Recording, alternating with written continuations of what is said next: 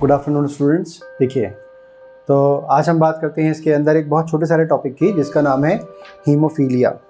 ठीक है, तो हीमोफीलिया का मतलब क्या होता है? हम पढ़ते हैं हीमोफीलिया एक ऐसी डिजीज़ है जिसके अंदर क्या होता है, ब्लड की क्लॉटिंग जो होती है वो डिलेड होती है। मतलब नॉर्मली हम देखते हैं कि जब हमें कभी चोट लग जाती है तो चोट लगने पर क्या होता है कि ब्लड जो है वो जमना, वहाँ पर जमना शुरू हो जाता है, ब्लड बहना बंद हो जाता है, ब्लड कोगुलेट हो जाता है, जम जाता है। तो उसी को हम क्या कहते हैं, ब्लड का कोगुलेशन।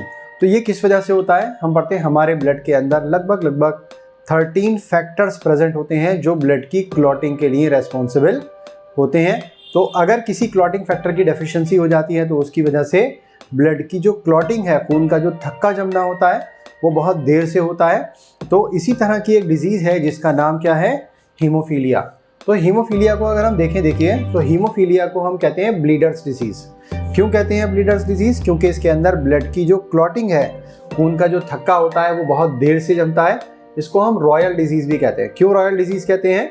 क्योंकि इंग्लैंड के अंदर जो क्वीन विक्टोरिया थी वो इस डिजीज़ की कैरियर थी। मतलब इस डिजीज़ का जीन उनके अंदर प्रेजेंट था।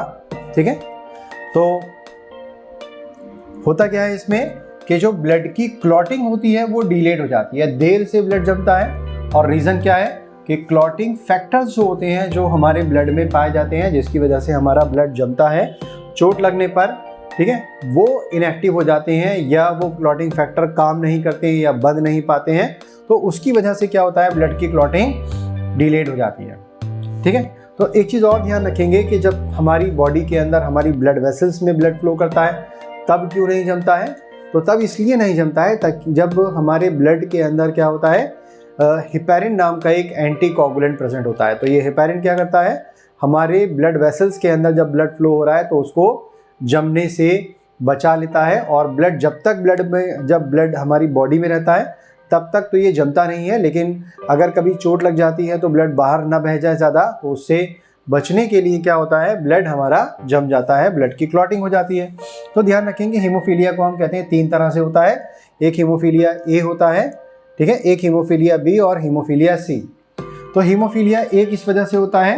क्योंकि इसके अंदर ब्लड क्लॉटिंग के लिए रेस्पॉन्सिबल फैक्टर 8 की डेफिशिएंसी हो जाती है।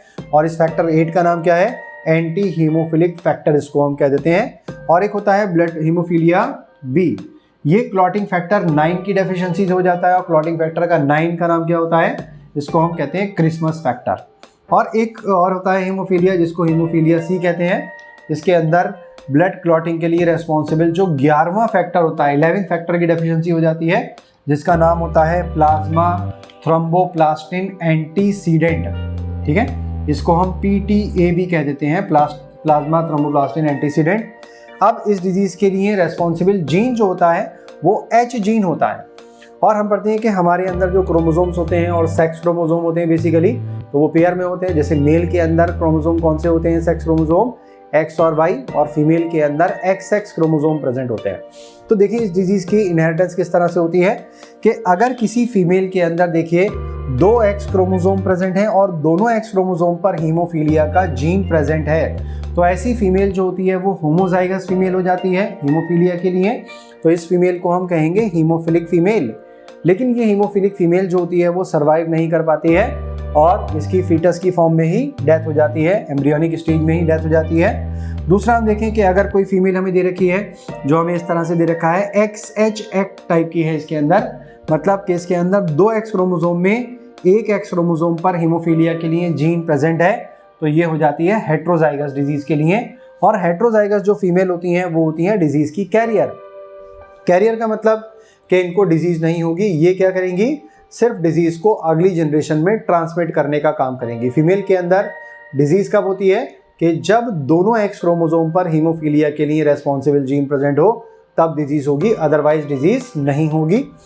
तो हमने कहा कि अगर XHX कंडीशन है तो ये फीमेल जो होती है वो हेट्रोजाइगस होती है और डिजीज़ के लिए कैरियर होती है, लेकिन नॉर्मल है, इसके अंदर कोई सिम्टम नहीं होंगे, इसकी ब्लड की क्लॉटिंग जो है वो नॉर्मल टाइम पर ही हो जाएगी। और अगर हमें दे रखा है XX सिंपली, तो ये बिल्कुल नॉर्मल फीमेल है और इसके अंदर ब्लड की क्लॉटिंग नॉर्मली हो जाएगी। लेकिन अगर हमें मेल दे रखा है कोई, तो मेल के अंदर क्योंकि एक X क्रोमोसोम होता है और एक एक्स क्रोमोसोम पर ही अगर हीमोफीलिया का जीन आ जाता है तो ये मेल कैसा हो जाता है, हीमोफिलिक मेल, और इसके अंदर डिजीज होती है। और ठीक है, इसमें क्या होता है, ब्लड की क्लॉटिंग डिलेड हो सकती है या हो जाती है। और अगर हमें दे रखा है XY कंडीशन, तो इस XY कंडीशन का जो होता है वो नॉर्मली मेल होता है। तो हमें इसके अंदर ध्यान रखना है कि ये डिजीज जो होती हैं वो सेक्स लिंक डिजीज के अंदर आती हैं। ठीक है, सेक्स लिंक डिजीज किसे कहते हैं हम, ऐसी डिजीजेस जिनके लिए रेस्पॉन्सिबल जीन या जिन बीमारियों का जीन सेक्स क्रोमोसोम पर होता है उनको हम सेक्स लिंक डिजीज कहते हैं। और ऐसे ही एक डिजीज है जिसका नाम है हीमोफीलिया। तो हीमोफीलिया के अंदर हम एक बात ध्यान रखेंगे कि ये सेक्स लिंक तो है, लेकिन सेक्स लिंक के साथ साथ में कैसी है, ये एक एक्स लिंक डिजीज है, यानी कि इस डिजीज का जीन एक्स क्रोमोसोम पर प्रेजेंट है। तो ये कैसी होती है, ये एक एक्स लिंक डिजीज की कैटेगरी में आती है। अब देखिए इसके अंदर हमें क्रॉस कराने होते हैं, तो क्रॉस के लिए हम ध्यान रखेंगे कि हमें ये चीज़ बहुत अच्छे से ध्यान रखनी है कि अगर फीमेल हीमोफिलिक है तो इसको हम क्या लिखेंगे, हेट्रोजाइगस, यानी कि कैरियर फीमेल है तो इसको हम XHH लिखेंगे। और अगर नॉर्मल फीमेल है तो इसको हम XX लिखेंगे। और अगर हीमोफिलिक मेल होता है तो इसको हम लिखेंगे XHY लिख देते हैं। और इस डिजीज़ की खास बात क्या होती है कि यहाँ पर डिजीज़ जो ट्रांसमिट होती है वो फादर से तो डॉटर के अंदर ट्रांसफ़र होती है और मदर से सन के अंदर ट्रांसफ़र होती है।